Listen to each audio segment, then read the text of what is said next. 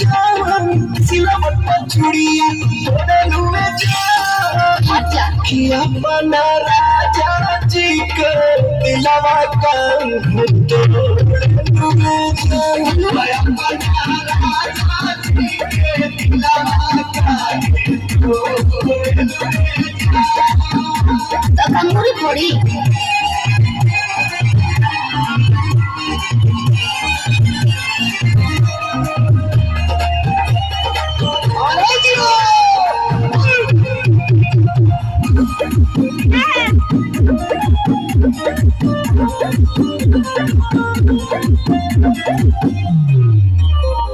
suit लेके आई की किन दी साड़ी चलो बैठा चालू कर देनी गाड़ी हो कर देनी गाड़ी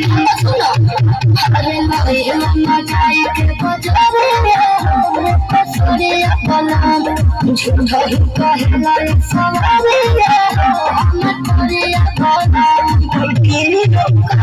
कि बात बनाई चारा ओहे दुए जान माथा बनाई चारा ओहे दुए जान अपना राजा जी के दिलवा का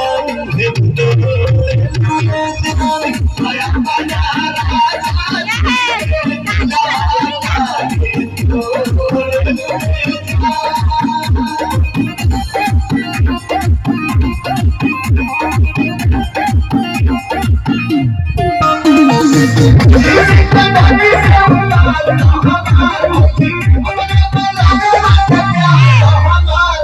सोच के सवार के तू तन बन के मन खुश कई जाना अपना पवन के हो अपना पवन के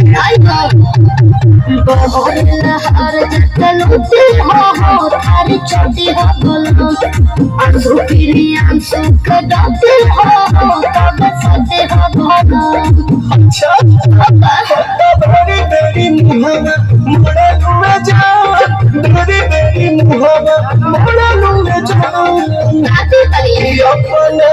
राजा जी के दिलवा का राजा जी के दिलवा का